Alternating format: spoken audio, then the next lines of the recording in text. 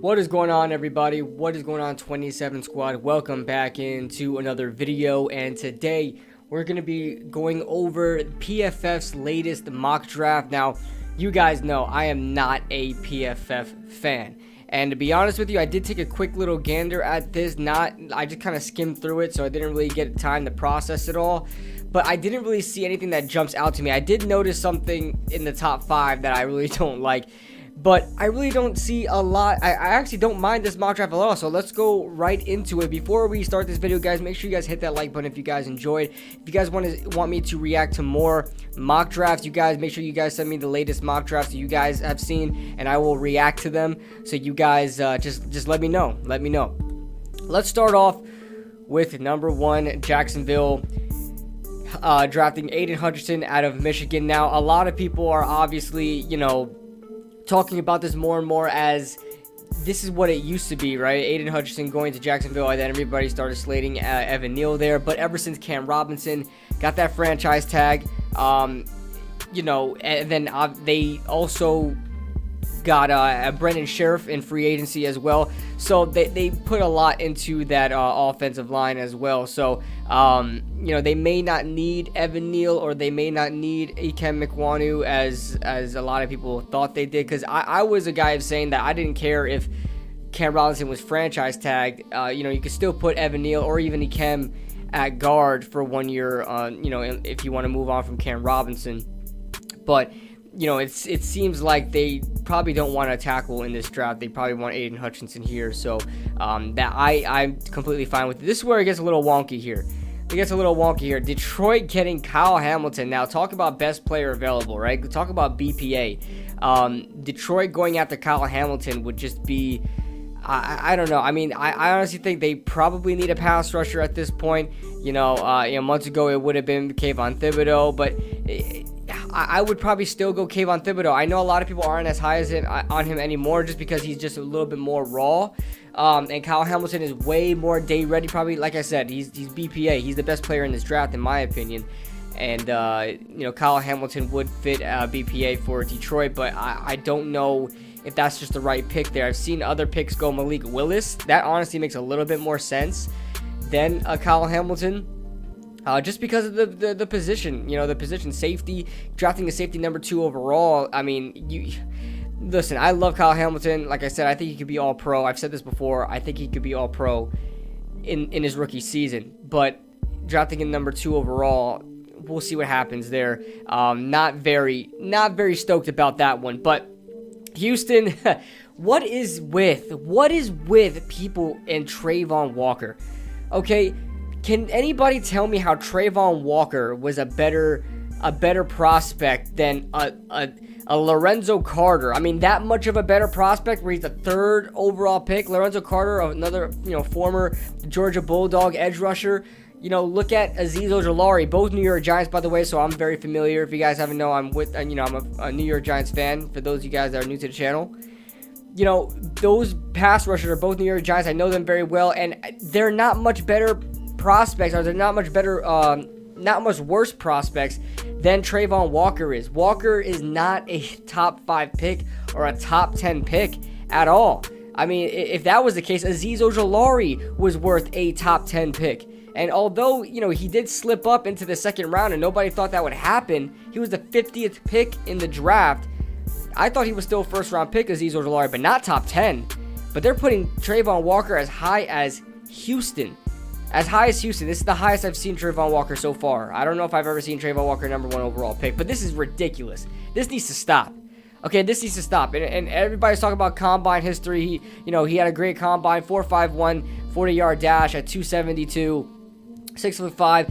All that is fine and dandy. It's fine and dandy. But look at the tape. Pop in the tape. We move on to, let me start going one at a time here. We can't even do that. We move on to the New York Jets getting Ikem Ekwonu. They got Laken Tomlinson. Connor McDermott they re-signed. I don't really care about that too much. And a lot of people were saying that Laken Tomlinson was the reason why the Jets won't go guard. It doesn't make any sense to me, okay? They let go of Morgan Moses. He went to Baltimore, I believe. They also have George Fent on the roster as well, but George Fent, I think, is coming off of injury. They still have Chuma Edoga, their former third-round pick out of USC a couple years ago. But Ikem Ekwonu would be a huge upgrade. It's like the same thing with the Giants situation. I mean, we have tackles, right? We signed Matt Gano, and we still have Matt Parrott, right? But you still need to upgrade at tackle. We have Andrew Thomas at left tackle, right? The New York Jets are in a very similar situation with their offensive line as the Giants are, and so I do not blame the Jets for adjusting offensive tackle just as much as I don't blame the New York Giants for going tackle here. So yeah, I think these two are the right picks here. The Jets going Ikem. That's weird.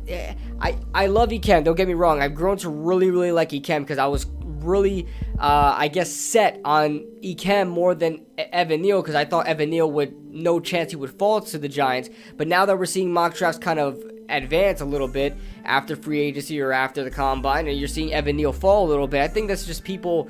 Because Evan Neal didn't participate in the combine, so a lot of people are really high on Ikem for whatever reason, because Ikem didn't even have a great combine. So that doesn't make any sense to me. Ekwonu had a really impressive combine week, both at the podium. He did have an impressive podium week, but on the field drills, he did not have a great combine at all. He was running into the coaches. He was running the drills wrong. He had choppy feet. He wasn't covering ground. I mean, Ekwonu had a terrible combine, but that's neither here or there. I mean, he had a great 40 time, but what does that matter for an offensive tackle? But, yeah, I agree with both these picks. So the Jets and the Giants, fine. Carolina Panthers going Charles Cross. I mean, a lot of people have that. That's fine. This is a money pick right here. New York Giants getting Ahmad Sauce Gardner. I'm really set on this pick. It's funny because just a couple of weeks ago, everybody was laughing in the New York Giants community, laughing, including myself, at getting a cornerback. Getting a cornerback number 7 overall, or getting a cornerback with one of the first round picks, and now it just looks it makes way more sense now that James Bradberry may be released, may be traded, right? He may be released. That's what it's looking like right now. But Sauce Gardner going to the Giants makes a lot of sense, and I'm really in love with the prospect of Ahmad Gardner. The Atlanta Falcons getting Garrett Wilson. I've seen this a lot, and I honestly don't mind this at all. They lost Russell Gage. He went to the Buccaneers. Calvin really suspended for gambling. And, Kyle Pitts being that tight end, not really a receiver. They lost, obviously, Julio Jones a couple years ago. They need to kind of revamp their wide receiving core. They only have, Zacchaeus out there right now. So Garrett Wilson will probably be the pick. It makes a lot of sense. They can go corner again. They can go like a Stingley. I wouldn't mind that at all. But they already have A.J. Terrell. They have nobody on the Atlanta receiving core. It's crazy because I would, for Garrett Wilson, I would say trade down. But I know Garrett Wilson is going to be taken a lot, very soon. So they would have to trade down very slowly. I mean, not too far. Garrett Wilson, to me, is not worth it like a top 15 pick, in my opinion. I mean, no hate to Garrett Wilson at all. He may be the best receiver in this draft. I'm more of a Drake London dude, but Garrett Wilson has the speed. I don't know. He just doesn't really wow me at all. But, Atlanta getting Garrett Wilson, I don't have a problem with too much. The Deshaun Watson rumors are heating up for Atlanta. That would be a crazy thing, and then they would have to figure out what to do with Matt Ryan. So Seattle getting Kayvon Thibodeau, this makes all the sense in the world, being that the 3 top tackles have been taken early on, back to back. So all those guys are taken. If a guy like Charles Cross drops to Seattle, that's a no-brainer. You have to do that. But Kayvon Thibodeau falling all the way to 9 is absolutely insane. I would argue the Giants could even go Thibodeau over Ahmad Gardner. They would have to just kind of weigh out their options. I'd probably be happy with either one. If the Giants wind up keeping James Bradberry, which I don't see happening because of, obviously, how much cap space he releases, Kayvon Thibodeau would be a great pick here. The New York Jets getting Jermaine Johnson. I've said this multiple times on our podcast, which is going to be airing soon. You guys are probably watching this after the podcast, but I've said this about Jermaine Johnson. I think he could fit a lot of NFL defense. I think he could fit a 4-3. I think he could fit a 3-4. I think he's that versatile. Now, he's not, super athletic, one of those, like David Ojabo guys, super athletic, but I just think he just fits multiple schemes, in my opinion. I think he can do that. He's very strong, has decent speed, has very good pass rush ability, and I like him for the New York Jets. I think he could be a good pick for the New York Jets. Commanders getting Drake London. This is another pick that makes all the sense in the world. I like Drake London.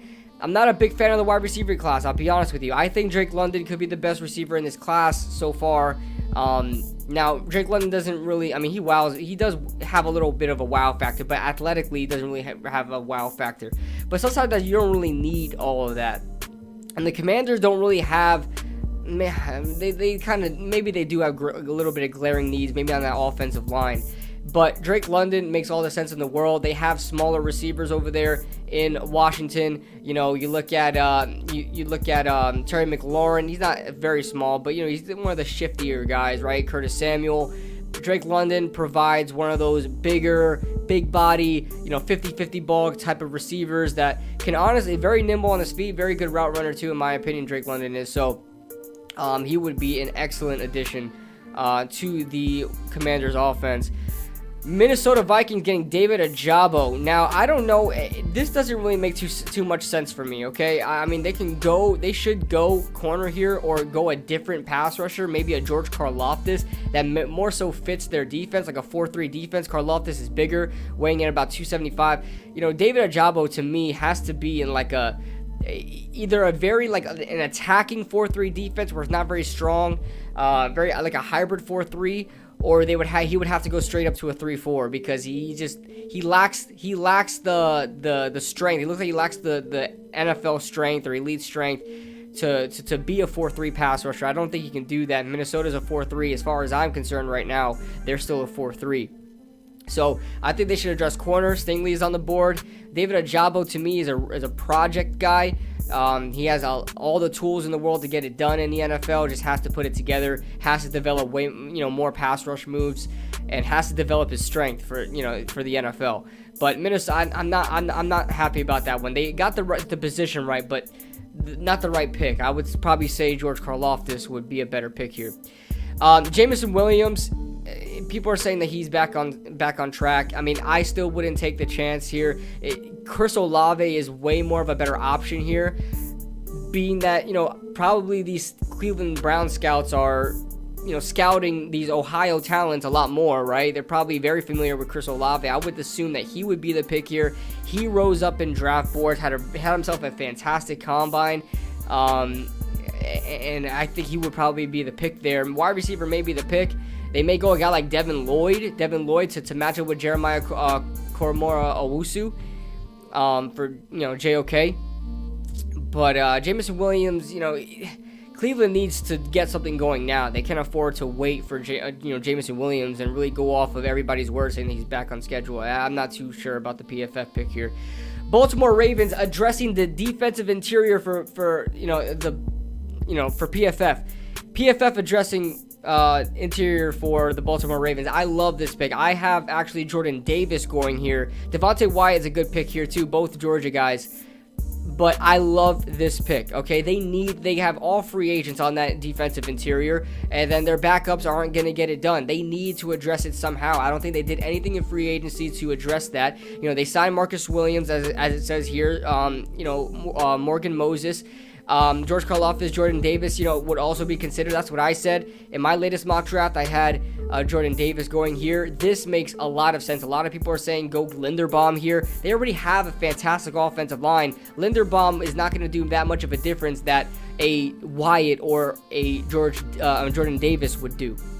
Moving on to the Philadelphia Eagles. I despise the Eagles' position right now. The Eagles can't have a bad first round. They cannot do it. They have 3 first-round picks just basically consecutively, all right? 2 of them are consecutive. The other one's at 19. They can't screw this up. And there's so much defensive talent that should go around this time that they should rack up on their defense. I mean, they could go wide receiver here. If you want to draft another wide receiver in the first round, go ahead. Do it, Howie Roseman. I don't care.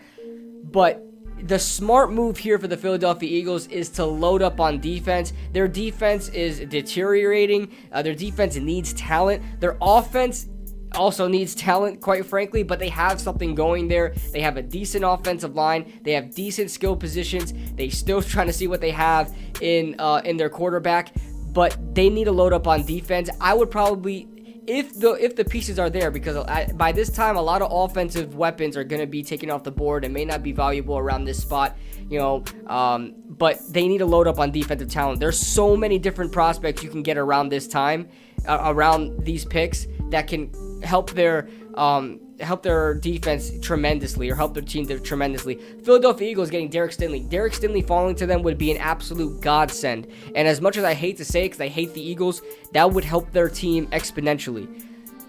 We move on to their next pick, Treylon Burks. Okay, Treylon Burks, we need to slow the roll here with Treylon Burks. I know a lot of people are really looking at him being like the next Deebo Samuel, and if he winds up being that, then great. He probably is worth a mid-first round pick.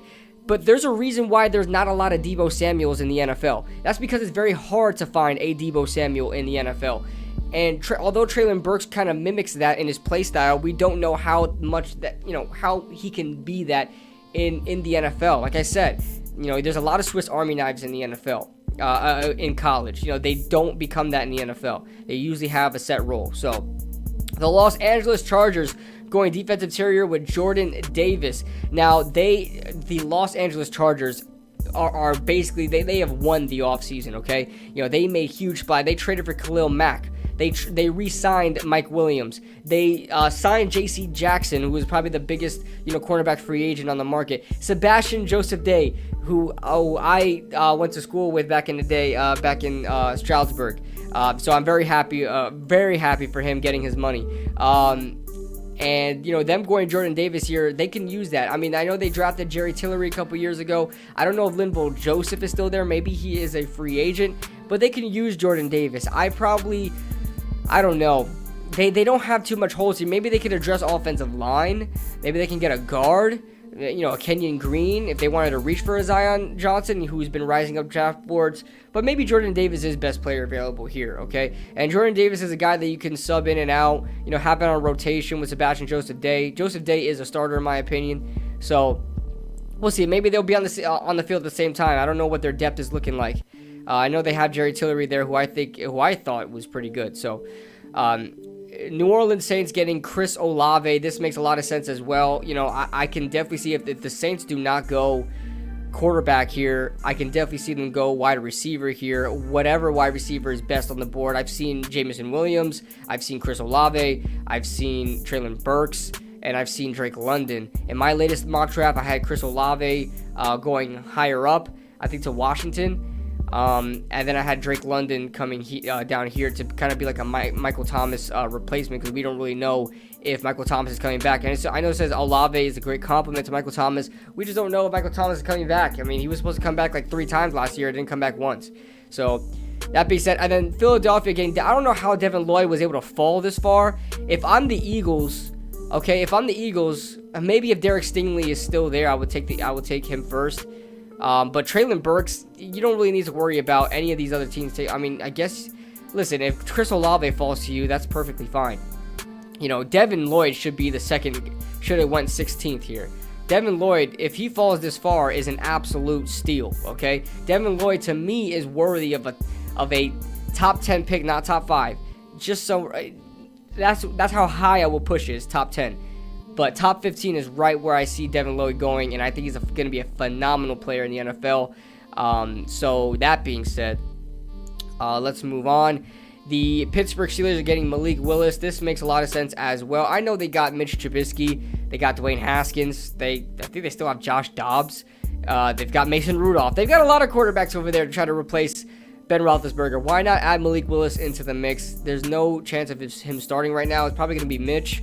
He's able to sit behind a quarterback, able to compete with multiple quarterbacks, not just compete with one, compete with multiple quarterbacks, try to make the roster, have a battle to make the roster, and then eventually try to be a starter. This makes a lot of sense for Pittsburgh.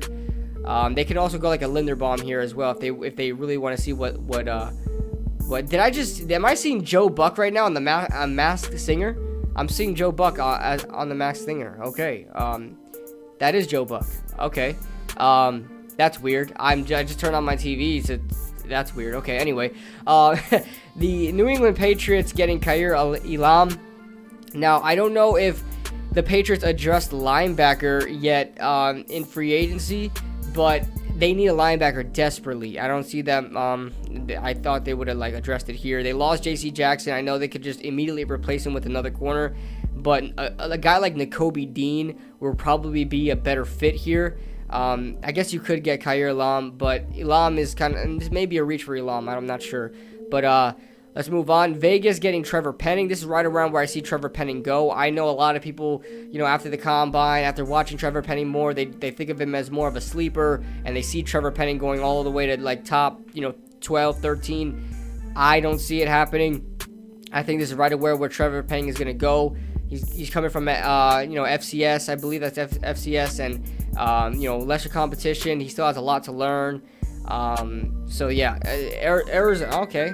I'm getting a call. Arizona Cardinals drafting George Karlaftis. He's been dropping on boards too, and I love George Karlaftis, but I can definitely see it happening. Good players fall all the time, and so with George Karlaftis going here, it makes sense, but I honestly, if I'm a team like the Minnesota Vikings, I would definitely think about taking George Karlaftis. If Jermaine Johnson is not there, I would definitely really think about taking George Karlaftis at 12, but him falling to 23, it just seems understandable. I understand it. I know the statistical production isn't there, but just watching George Karlaftis on tape, I'm in love with him. Dallas Cowboys get, they address the offensive line with Kenyon Green. This is who I have the Dallas Cowboys drafting. I think it makes a lot of sense. Scouts are looking locally, as they do, every year. And Texas A&M, Kenyon Green makes a lot of sense. They need to address that guard position, help that offensive line. I don't think, although their wide receiver position is like falling apart, they kept Michael Gallup. They let go, they were able to, they weren't able to retain Cedric Wilson, who they wanted to keep. CD Lamb is there. They could, and matter of fact, a wide receiver is really not a big need, but they needed to address that offensive line that really depreciated last season. Buffalo Bills getting Trent McDuffie.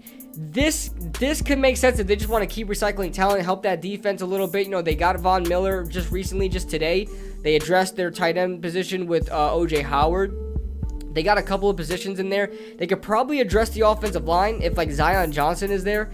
They could probably do that and try to see if, you know, add some more protection for Josh Allen. But Trent McDuffie could make a lot of sense here. I think Tre'Davious White's coming off an injury as well. I could definitely see that happening. So, and they also got Tim Settle and Daquan Jones, so they help that interior a lot. Man, their freaking front seven is stacked, and their defensive line is stacked. Gregory Rousseau, Von Miller, and they got freaking Ed Oliver in there, Tim Settle, Daquan Jones. Jesus, they have a rotation over there in Buffalo. Tennessee Titans getting Tyler Smith. I haven't watched too much of Tyler Smith at all, to be honest with you guys. So I'm going to take everybody's word and say that he's worth going in the first round, but I have not watched any film on him yet. Tampa Bay Buccaneers getting Zion Johnson. This makes a lot of sense. You know, Ryan Jensen is coming back to the team. They lost Alex Cappa to the Bengals. Good job by the Bengals. Ali Marpet retired. They have to help that interior defensive line. They need it badly. Zion Johnson, if he's there, Zion Johnson is definitely the pick. No ifs, ands, or buts about it. This is who I have the Green Bay Packers taking, Jahan Dotson. I think he's going to be a good zone beater for Aaron Rodgers, a good safety blanket for Aaron Rodgers. You know, Aaron Rodgers already has Devontae Adams. Well, we'll see what happens with Devontae Adams. We don't even know if he's coming back. He got franchise tag, but he's not agreeing to sign it. He wants to learn a long-term deal.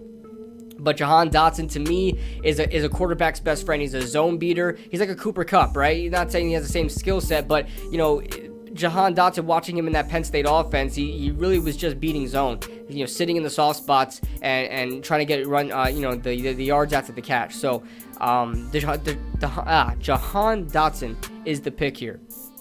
Move on to the Miami Dolphins. Linderbaum is definitely a great pick here. I know I've seen people address quarterback and just like completely get off the Tua Tagovailoa train, but offensive line is definitely the pick here, man. They drafted Austin Jackson a couple years ago. I hated the pick, and it wound up not being a good pick. They moved him over to guard. I'm getting a call again.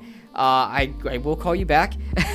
And then Kansas City getting Andrew Booth. I can't believe this is what I didn't like. Andrew Booth falling this far is blasphemy. Andrew Booth should be in the same conversation with Stingley and with Ahmad Gardner, to be honest with you. So Yeah, I love the pick, and the Chiefs need help in the secondary. They have for the longest time, and that with them letting go of Tyrann Mathieu, replacing with Justin Reed, and then obviously losing Travarius Ward, they can definitely address cornerback here, or they can go Dax Hill. So Cincinnati getting Bernhard Raymond, another good pick to help that offensive line. They already got Alex Kappa. And, getting another tackle there can help that. I don't know what's going on with Jackson Carman. I don't even think he's starting. I think that was a terrible pick they got last year. But, Cincinnati doing a good job there. Well, PFF doing a good job mocking Cincinnati's pick there. I think that's who I have the Cincinnati Bengals taken as well, if I'm not mistaken. Detroit able to get Nakobe Dean falling into their laps. How long has it been before Detroit? I mean, Detroit has tried Alex Anzalone, Sean Dion Hamilton. These guys are okay. They had Gerard Davis a couple of years ago. He didn't wind up working out. They tried with linebackers, but they just haven't been getting it done. Nakobe Dean would be a great fit here in Detroit.